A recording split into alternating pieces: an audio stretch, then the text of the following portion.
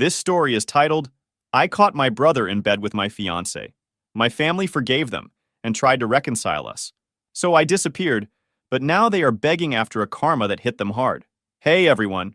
Before we jump into today's video, I need your help. We've noticed the channel is losing some traction, and subscribing is one of the best ways you can support us. It's quick, free, and it helps us keep bringing you awesome content. Your support means the world.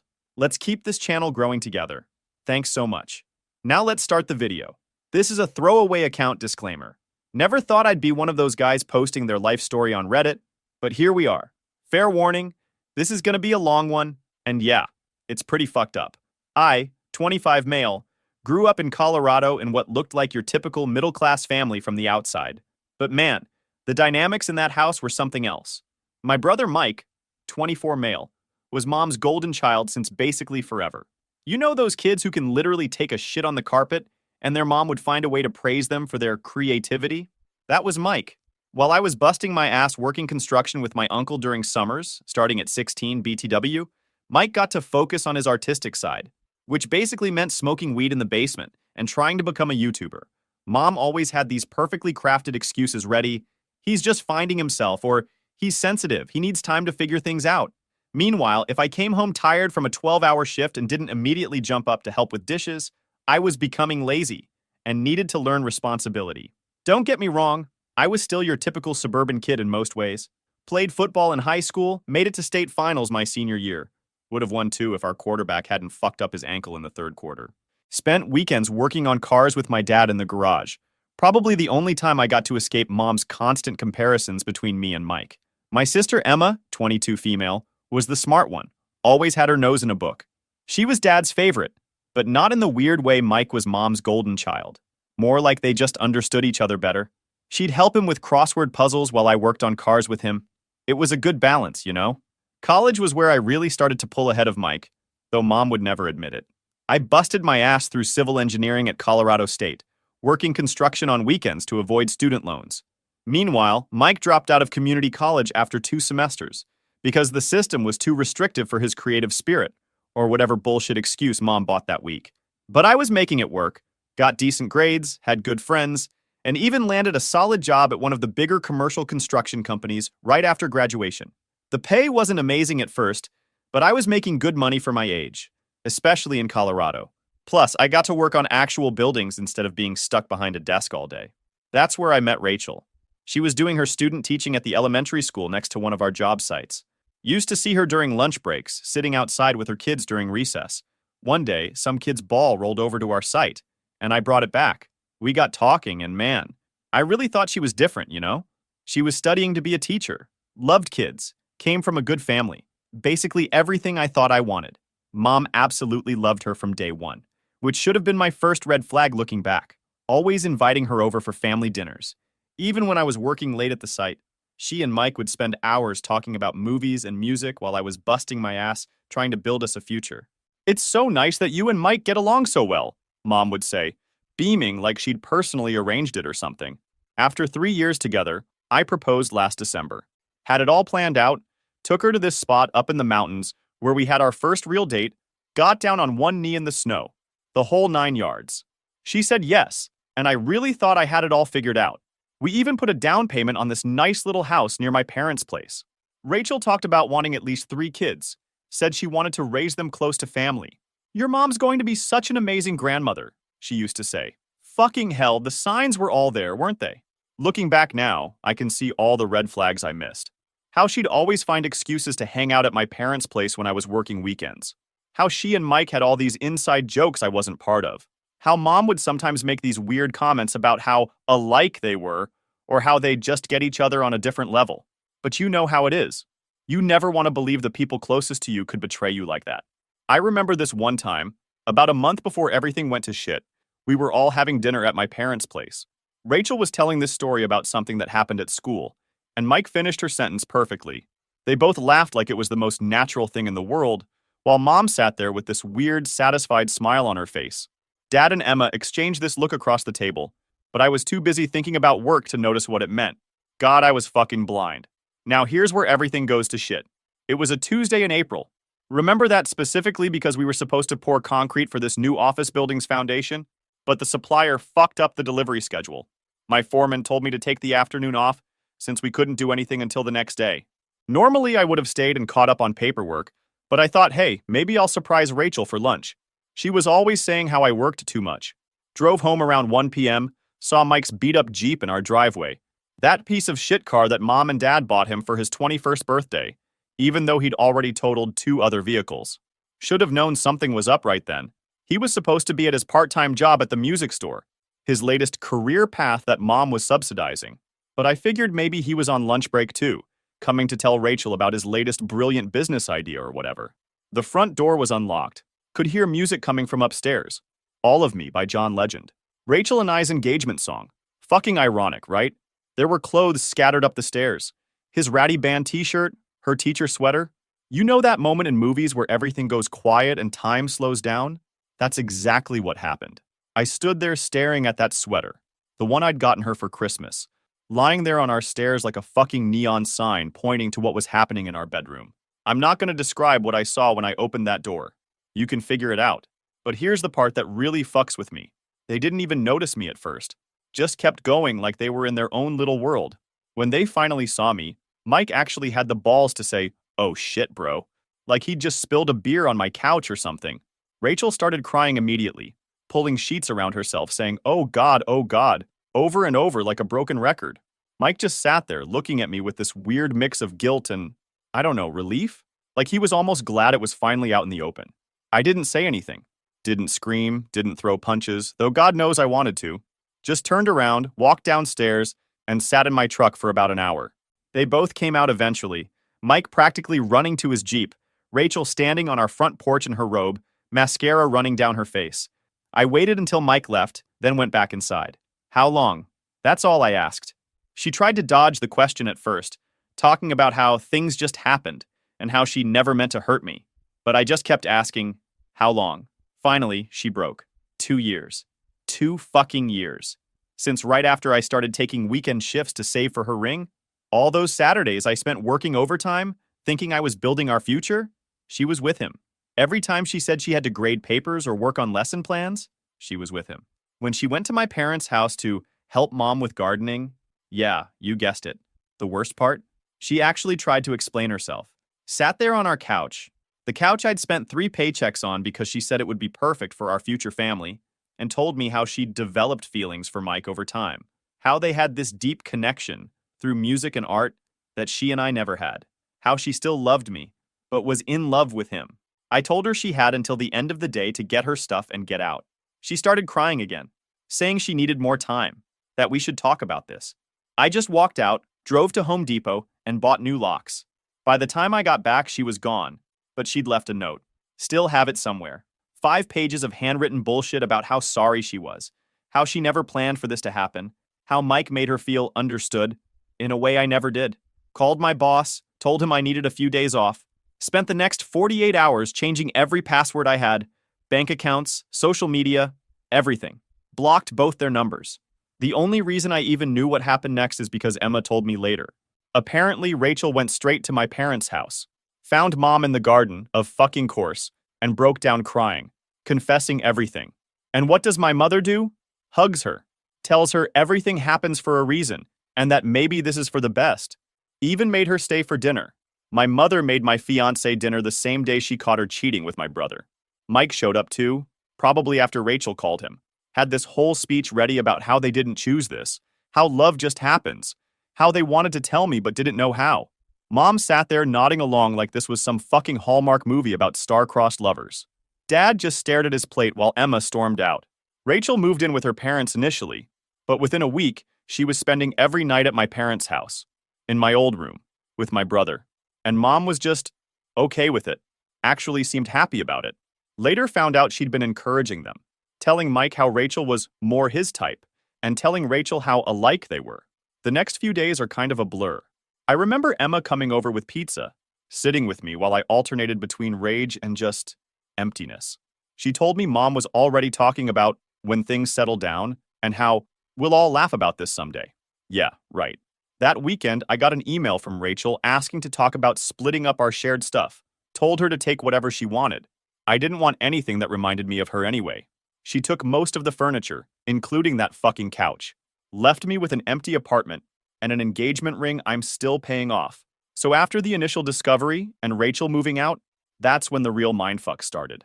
Mom began this, I don't know what to call it, this campaign to normalize everything. She'd casually mention how natural Mike and Rachel's connection was, how she'd always seen something special between them. She started bringing up all these memories of them together, rewriting history to make their betrayal seem like some beautiful love story that was meant to be. Remember that music festival they went to together 2 years ago? The one Mom convinced me not to go to because I needed to focus on my career? Yeah, turns out that's when they first hooked up. Mom knew. She fucking knew. Had been encouraging them to spend time together because Rachel brought out a better side of Mike. Meanwhile, I was working 60-hour weeks trying to save up for a house, for a wedding, for the future I thought we were building. The worst part? Mom started suggesting that maybe this was all my fault. You were always so focused on work, she'd say. Or, Rachel needed someone who could understand her creative side. Like my crime was working hard to build a life instead of sitting in the basement, smoking weed and finding myself like Mike. Then, this supervisor position opened up at our Texas branch. The pay was better. Like, significantly better. And honestly, I needed an escape plan. The day I heard about it, I just found out Mom had helped Rachel move some of her stuff into Mike's room. My old room. The room where I'd spent countless nights studying while Mike was out partying. The room where I'd planned my whole future with Rachel. And now, they were sleeping in there together. With Mom's blessing. I didn't tell anyone about the job offer at first. Kept it to myself while I watched my family bend over backwards to accommodate the people who'd betrayed me. Emma was the only one who seemed to see how fucked up it all was, but even she was starting to crack under Mom's pressure. Maybe we should try to understand their side, she said one day, not meeting my eyes. That's when I knew I had to get out. But before I could tell anyone about moving, Thanksgiving happened. Oh boy, did it fucking happen. I walked into my parents' house, and there they were, Mike and Rachel sitting at the kitchen table like nothing had happened. Rachel was wearing this sweater I'd bought her last Christmas, looking all cozy and at home. Mike had his arm around her chair, and Mom was beaming at them like they were the fucking royal couple. The moment I walked in, everyone went quiet. You know that silence that's so thick you could cut it with a knife? Yeah, that. Then Mom starts this rehearsed-sounding speech about healing as a family and learning to forgive. Dad just sat there nodding like a dashboard bobblehead, and Emma, God, Emma, she was sitting next to them, actually sitting with them, looking at me with these guilty eyes. That's when Mom dropped the bomb. She'd invited Rachel's parents, too. Wanted to bring the families together since Mike and Rachel were getting serious. Getting serious. Like they hadn't been fucking behind my back for 2 years. Like they hadn't destroyed every future plan I had. After seeing Mike and Rachel sitting there at my parents' table like they owned the place, I just broke. You know that moment when everything becomes crystal clear? Like when you're drunk and suddenly get sober in an instant? That's what happened. I walked out without saying a word. Mom was calling after me. Something about family and healing and whatever other bullshit she'd rehearsed, but I just kept walking. Got in my truck and drove to McDonald's. Sitting there eating a Big Mac on Thanksgiving sounds depressing as fuck, right? But honestly, that sad meal in my truck was better than watching my family pretend everything was normal while they passed the gravy to the people who destroyed my life. While I was sitting there, surrounded by the only other people sad enough to be at McDonald's on Thanksgiving, I started making a list on my phone. Everything I needed to do to disappear. Not like witness protection disappear, but fuck this entire situation, disappear. The Texas job was already lined up. My boss had been practically begging me to take it. The company was expanding like crazy down there, and they needed someone with experience running major projects. First thing I did was go to the bank the next morning. Opened a new account at a completely different bank. Transferred every penny from my joint accounts. Thankfully, Rachel and I never got around to combining everything. The teller gave me this knowing look when I closed the accounts. Turns out her ex had cleaned out their joint account when he left, so she was extra careful making sure everything was properly documented. Next was the phone. Did you know that if you're on a family plan, the primary account holder can see every number you call or text? Yeah, Mom had been using that to keep tabs on me for years. Went to a different carrier, got a new number, new phone, everything. The guy at the store helped me transfer all my important stuff without linking it to any of my old accounts. Social media was next. But before I nuked everything, I downloaded all my photos and important messages. Then I started blocking people. Mike, Rachel, Mom, Dad. their friends, their families, everyone who'd chosen their side. Left Emma unblocked but unfriended her. She was still on the fence, and I couldn't deal with that either. Changed my email, created new social media accounts under a different name for work stuff. The apartment was trickier. I still had 4 months on the lease, but my landlord was surprisingly cool about it. Turns out he'd gone through something similar with his brother years ago. Let me break the lease with just 1 month's penalty. I started packing that night, threw out anything Rachel and I had bought together. That couch she'd left behind, posted it for free on Craigslist. Some college kids came and got it within an hour. I was supposed to start the Texas job in January, but I called my boss and told him I needed to start sooner. Made up some bullshit about wanting to get settled before the holidays. He was stoked, said they needed help ASAP anyway. Found an apartment in Houston through a guy at work, signed the lease electronically, and paid the deposit that day. The next week was a blur of packing and planning. I only told 2 people what I was doing, my best friend from the construction crew and my old foreman. They helped me load the U-Haul, no questions asked. My foreman even gave me a heads up that Mom had been calling the office looking for me. The fucking irony? While I was packing, Mom kept trying to arrange this big family meeting to work things out. Kept leaving these voicemails about how we needed to heal together and how running away from problems doesn't solve them. Rich coming from the woman who'd been running from reality for years, pretending her precious golden child could do no wrong. The day I left, December 15th, was cold as hell. Like frost on the windows, breath freezing cold. Felt appropriate somehow. I got up at 4 a.m., loaded the last few boxes, and hit the road before the sun was up. Didn't leave a note, didn't tell anyone goodbye. Just got in my truck, with the U-Haul hitched to the back, and started driving south. Mom must have noticed something was up pretty quick, because by the time I hit Kansas, my phone was blowing up with messages from random relatives. Apparently, she'd gone to my apartment and found it empty. Started calling everyone she could think of, crying about how I'd abandoned the family and how she was worried sick. I just kept driving. Somewhere in Oklahoma, I got a friend request on Instagram from an account I didn't recognize. It was Mom trying to be sneaky. Her message was a piece of work. Why would you move without telling us? We're your family.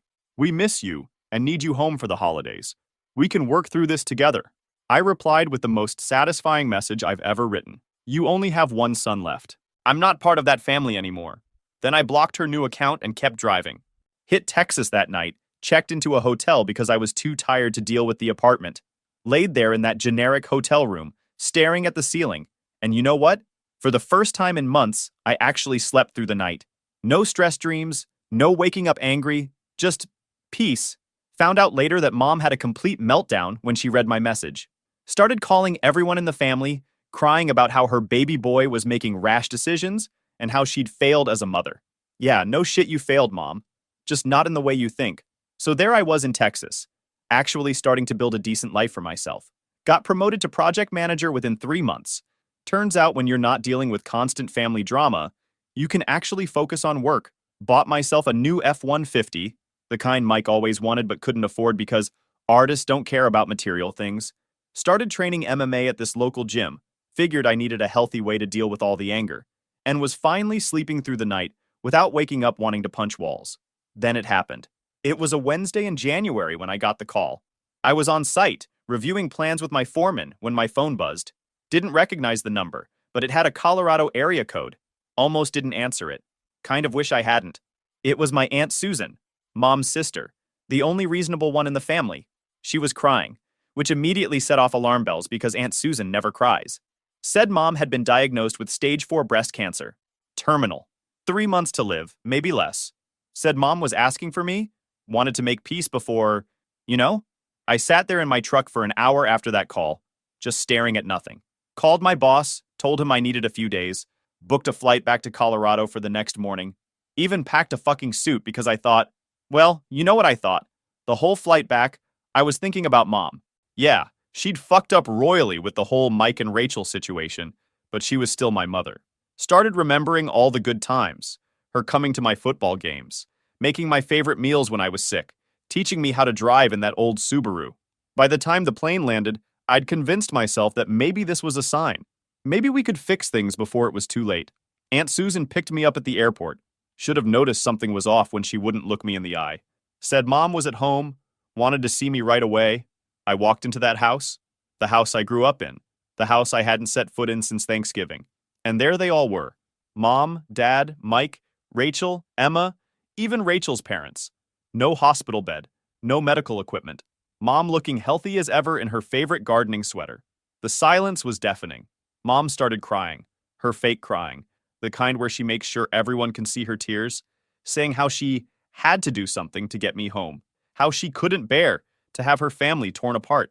Mike and Rachel were holding hands, looking guilty but also satisfied? Like they thought this was somehow going to fix everything. You know that moment in movies where the hero just snaps? That perfectly calm fury where everything becomes crystal clear? Yeah, that happened.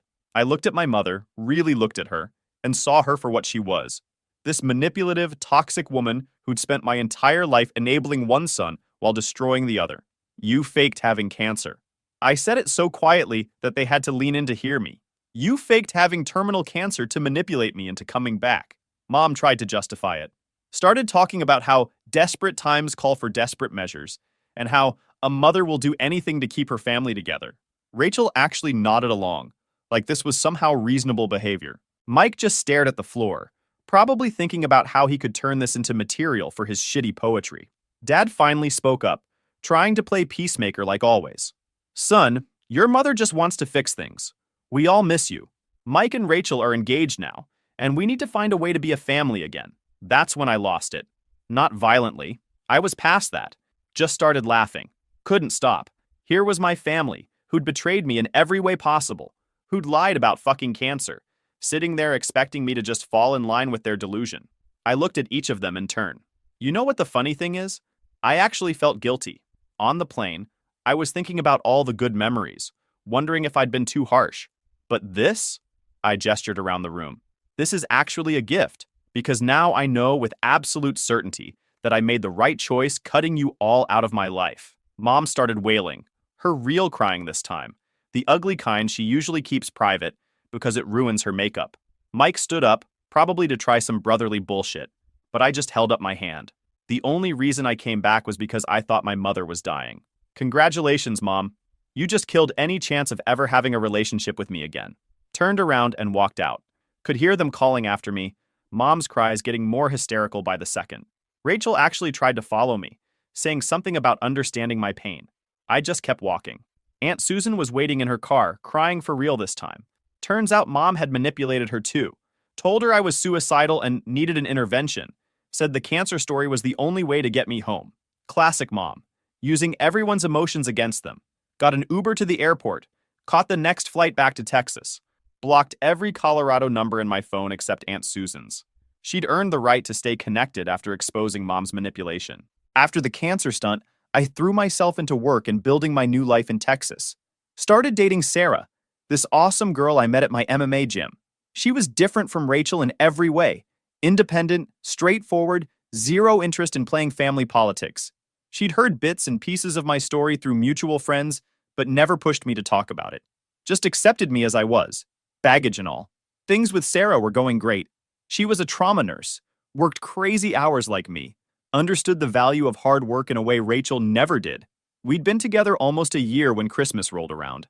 Her family invited me to spend the holidays with them in Dallas. Normal family, good people. Her dad was a retired firefighter who actually wanted to hear about my construction projects. Her mom kept trying to feed me more ham and wouldn't take no for an answer. It felt healthy, real. Christmas Eve was perfect. Sarah's mom made this incredible fettuccine alfredo, their family tradition. We exchanged gifts, watched old Christmas movies. For the first time in years, I felt like maybe I could have this kind of normal family life again. Should have known better.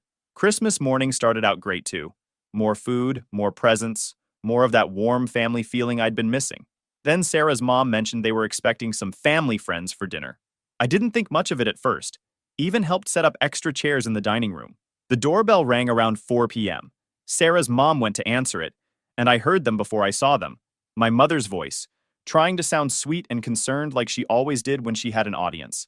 My whole body went cold. Turned around and there they were. Mom, Dad, Emma, Mike, and Rachel, standing in the doorway like some fucked up Christmas card. That's when I saw Sarah's face. Not surprised, just guilty. She'd known. She'd helped plan this whole thing. Turns out she'd been talking to my mother for months, coordinating this intervention because she thought she was helping. My mother had fed her some story about how worried they all were about me, how I was running from my problems, how I needed family support to heal properly. Mom started her usual routine. What they did was wrong, but your actions are unacceptable too. Like somehow me leaving town was equal to my brother fucking my fiancée for 2 years? Dad chimed in about how enough was enough and how Mike had suffered enough for his mistakes. Suffered? He got the girl, kept the family, and I'm the one who needed to get over it. Rachel was there holding Mike's hand, wearing this fancy new engagement ring. Pretty sure it was bought with the money from selling my old house, the one Mom had convinced them to invest in as a couple after I left. She tried to speak, probably to share some profound insight about how love works in mysterious ways, or whatever bullshit they'd rehearsed. I cut her off, looked right at Sarah and said, "Find your own way home. I'll pick up my things later." Simple, quiet, final. Everyone started talking at once. Sarah crying, Mom doing her theatrical gasping thing, Mike trying to play peacemaker like he had any right. As I was leaving, Mom grabbed my arm, started going on about how their family name was so important, how she'd raised me better than this. That's when I told her I'd already changed my last name months ago. You'd think I'd told her I'd committed murder. She actually collapsed into a chair, wailing about family legacy and tradition. The drive back to Houston was long and quiet. Had plenty of time to think about how fucking stupid I'd been. Trusting someone again. Sarah called about 50 times that night. Left voicemails about how she was just trying to help. How she thought bringing everyone together would fix things. Classic manipulation victim. My mom had played her just like she played everyone else. Got back to my apartment around 3 a.m. Looked at the Christmas tree Sarah and I had decorated together. All the presents still wrapped underneath. Took every gift she'd given me over the past year and put them in a box. Added the spare key she'd left. The toothbrush from my bathroom. Everything. Dropped it all off at her place the next morning before she got back from Dallas. The worst part? Found out later that this whole Christmas intervention had been in the works for months. Sarah had been reporting back to my mother about everything. Where I was working, who I was hanging out with, if I was dating anyone else. She'd even helped them find my new address, which I'd kept private specifically to avoid this kind of shit. Mom had played Sarah perfectly, shown her old family photos, told stories about how close we all used to be, painted this picture of a concerned mother just trying to help her troubled son. And Sarah, wanting to be the one who fixed everything, fell for it, hook, line, and sinker. Then about a year later, my company won this huge contract to demolish and rebuild a bunch of foreclosed properties in Colorado. Guess whose house was on that list? Yep, my parents' place. The one Mom had remortgaged to pay for Mike and Rachel's dream wedding. The same house where she'd hosted all those family dinners, where she'd orchestrated her little manipulations, where she'd welcomed my brother and ex into my old room. I personally volunteered to oversee that demolition. Drove up there on a Tuesday morning, watched them tear down every last brick. Mom showed up halfway through, probably tipped off by a neighbor. She looked old. Not just older, but worn down. Found out later she's working as a Walmart greeter now. First real job she's had in 30 years. Karma's got a sense of humor, I guess. But that's just the beginning. Through Emma, who finally grew a spine and reached out to apologize, I got the full update on everyone's spectacular downfall. Mike and Rachel's perfect marriage crashed and burned 6 months in. Turns out Rachel's got a type. She likes to cheat. Caught her with Mike's best friend, the same guy who was his best man at their wedding. But here's the real kicker. She's pregnant with his kid. The same Rachel who couldn't have children is now carrying his ex-best friend's baby. Mike didn't handle it well.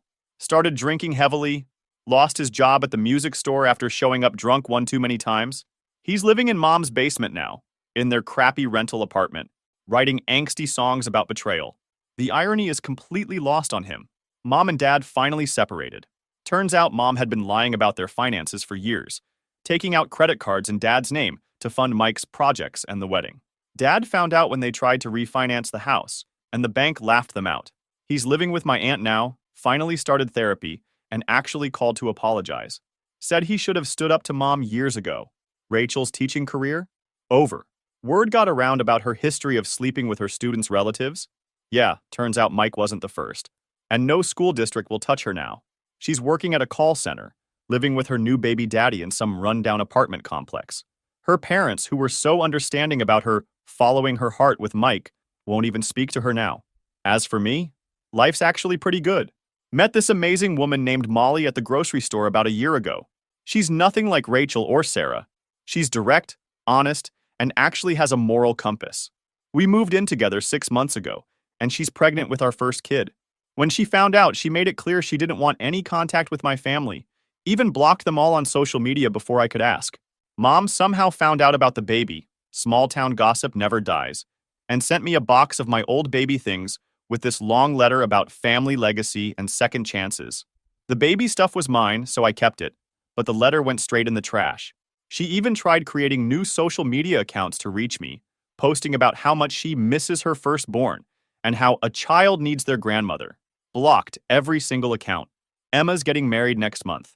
She and Dad want to reconcile. No mom or Mike involved. Said they've both been in therapy, working through their roles in everything that happened. Emma admitted she was too weak to stand up to Mom back then, and Dad acknowledged how his passivity enabled everything. Molly says maybe it's time to consider letting them back in, but she's not pushing it. She's seen all the screenshots, read all the manipulative messages, knows the whole story. Says she'll support whatever I decide, but also reminds me that people can change if they do the work. The key word being if. Here's the thing though. Watching Karma finally catch up with everyone has been surprisingly empty. I thought I'd feel satisfied seeing them all suffer, but mostly I just feel relieved. Relieved that I got out. Relieved that I built my own life. Relieved that I broke the cycle. Edit. For those asking about Dad and Emma, still haven't decided if I'll go to the wedding. Some wounds take longer to heal than others. Did you enjoy my story? What a journey it has been. I truly wonder, what would you have done if you were in my shoes? Would you have chosen silence to keep the peace, or would you have done what I did to reclaim your dignity? Let's meet in the comments below. I'm so curious to hear your thoughts. I'm reading every single one. Which city are you listening from tonight?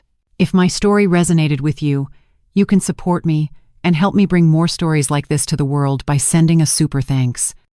Your sweet support means the world to me and allows me to continue this journey with all of you. On the screen now, you can see 2 new life stories that I highly recommend you watch next. There are so many more on my channel, each with its own lessons and triumphs. Don't forget to subscribe and click the notification bell so you never miss a new chapter. Thank you for being here with me. Until the next story, with love and respect.